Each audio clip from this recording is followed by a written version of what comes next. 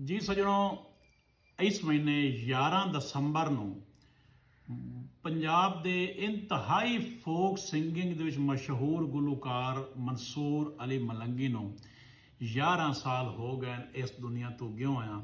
ਲੇਕਿਨ ਜਿਵੇਂ ਦਰਦ ਆਖਿਆ ਹੈ ਨਾ ਕਿ ਇੰਝ ਵੀ ਇਹ ਦਰਦ ਜੇ ਸਾਰੀ ਜ਼ਿੰਦਗੀ ਕੋਈ ਬਸ਼ਰ ਨਾ ਯਾਦ ਵਿਸਾਰੇ।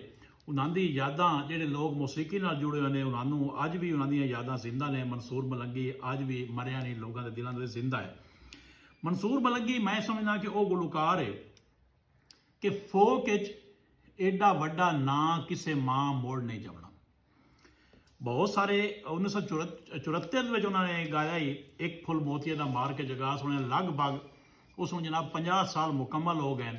ਅਜੇ ਤੱਕ ਉਸੇ ਆਬੋਤਾਬ ਦਾ ਚਮਕ ਰਿਹਾ, ਉਸੇ ਤਰ੍ਹਾਂ ਲੋਕ ਸੁਣਦੇ ਨੇ। ਮਨਸੂਰ ਮਲੰਗੀ ਨੇ ਇਤਨੇ ਸ਼ਾਨਦਾਰ ਗੀਤ ਗਾਏ ਨੇ। ਕਿਹੜੀ ਗਲਤੀ ਹੋਈ ਹੈ ਜ਼ਾਲਿਮ, ਖਾਨ ਗੜਾ ਦੇ ਬੰਦ ਵੇ ਖਾਨਾ, ਇੱਕ ਫੁੱਲ ਮੋਤੀਏ ਦਾ। ਔਰ ਕਿਸੇ ਗੁਲੂਕਾਰ ਦੀ ਖਵਾਇਸ਼ ਹੋ ਸਕਦੀ ਹੈ ਕਿ ਮੇਰਾ ਕੋਈ ਇੱਕ ਗਾਣਾ ਇਤਨਾ ਵੱਡਾ ਹਿੱਟ ਹੋ ਜਾਵੇ। ਗਾਣੇ ਹਿੱਟ ਹੁੰਦੇ ਰਹਿੰਦੇ ਨੇ, ਹੁੰਦੇ ਨੇ ਮਹੀਨੇ 2 ਮਹੀਨੇ ਵਾਸਤੇ, 6 ਮਹੀਨੇ ਵਾਸਤੇ, ਪਿੱਛੋਂ ਨਾ ਹੀ ਕੋਈ ਨਹੀਂ ਪੁੱਛਦਾ। ਇਹ ਉਹ ਗਾਣੇ ਜਿਹੜਾ ਕਲਾਸਿਕ ਦਾ ਦਰਜਾ ਇਖਤਿਆਰ ਕਰ ਗਏ ਨੇ। ਇਹ ਜਿਹੜੇ ਮਨਸੂਰ ਮਲੰਗੀ ਨੇ, ਅਗਰ ਕਿਸੇ ਨੇ ਸੁਣਨਾ ਹੋਵੇ ਨਾ, ਮੈਂ ਹਾਮਦ ਅਲੀ ਖਾਨ ਦੀ ਆਵਾਜ਼ ਵਿੱਚ ਸੁਣਿਆ ਇੱਕ ਜਿਹੜਾ ਮੈਨੂੰ ਤੇਰੇ ਜਿਹਾ ਸੋਹਣਾ ਹੋਰ ਲੱਭਦਾ ਨਾ, ਮੈਂ ਮਨਸੂਰ ਮਲੰਗੀ ਦੀ ਆਵਾਜ਼ ਵਿੱਚ ਸੁਣਿਆ ਹੈ। ਹਾਮਦ ਅਲੀ ਖਾਨ ਕਲਾਸਿਕ ਗੁਲੂਕਾਰ ਹੈ, ਕਲਾਸਿਕ ਵਿੱਚ ਉਸ ਗਾਇਆ ਹੈ, ਜਦੋਂ ਕਿ ਮਲੰਗੀ ਨੇ ਉਸ ਨੂੰ ਆਪਣੇ ਫੋਕ ਰੰਗ ਵਿੱਚ ਗਾਇਆ ਹੈ। ਤੇ ਕੀ ਗਾਇਆ ਹੈ ਤੁਸੀਂ ਆਪ ਸੁਣ ਕੇ ਹੁਣ ਹੀ ਇਸੇ ਗੱਡੀ ਚੈੱਕ ਕਰ ਲਓ ਕਿ ਤੁਹਾਨੂੰ ਕਿਹੜਾ ਚੱਸ ਦਿੱਤਾ ਹੈ। ਮੈਨੂੰ ਤਾਂ ਉਸ ਚੱਸ ਦਿੱਤਾ ਹੈ ਮਨਸੂਰ ਮਲੰਗੀ ਨੇ।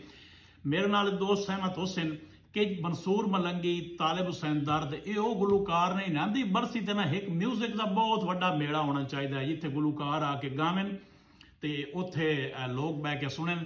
ਉਹਨਾਂ ਦੇ ਨਾਂ ਤੇ ਕਿਤਨੇ ਲੋਕ ਅੱਜ ਕੱਲ੍ਹ ਖਾਂਦੇ ਪੈਣ। ਮੁਜਾਹਿਦ ਮਨਸੂਰ ਮਲੰਗੀ ਹੈ, ਮੋਹਸਿਨ ਮਲੰਗੀ ਹੈ, ਸ਼ਾਹਿਦ ਮਲੰਗੀ ਹੈ, ਜਾਂ ਹੋਰ ਵੀ ਕਈ ਲੋਕ ਹੁਸਨ। ਇਹਨਾਂ ਨੂੰ ਚਾਹੀਦਾ ਹੈ ਇਤਨਾ ਵੱਡਾ ਗੁਲੂਕਾਰ, ਉਹਦੀ ਜਿਹੜੀ ਬਰਸੀ ਹੈ ਉਹ ਆਰਾਮ ਨਾਲ ਗੁਜ਼ਰ ਗਈ ਹੈ। ਕੋਈ ਹੱਲਾ ਗੁੱਲਾ ਨਹੀਂ ਹੈ, ਸੋਸ਼ਲ ਮੀਡੀਆ ਤੇ ਵੀ ਨਹੀਂ ਹੈ, ਉਹਨਾਂ ਦੇ ਘਰ ਵੀ ਨਹੀਂ ਹੈ। ਸੋ ਇੰਜ ਦੇ ਪੋਤਰ ਜਿਹੜੇ ਨਾ ਨਿਤ ਮਾਵਾਂ ਨਹੀਂ ਜੰਮਦੀਆਂ। ਤੇ ਇੰਜ ਦੇ ਹੀਰੋਜ਼ ਨੂੰ ਭੁਲਾਣਾ ਜਿਹੜਾ ਨਾ ਉਹ ਗੁਸਤਾਖੀ ਦੇ ਬਕਾਇਦਾ ਜ਼ਿੰਮੇ ਚ ਹੁੰਦਾ ਹੈ। ਜਿਉ ਮਨਸੂਰ ਮਲੰਗੀ, ਤੁਹਾਡੀ ਯਾਦ ਅੱਜ ਵੀ ਸਾਡੇ ਦਿਲਾਂ ਜ਼ਿੰਦਾ ਹੈ। ਬਹੁਤ ਸ਼ੁਕਰੀਆ ਜੀ।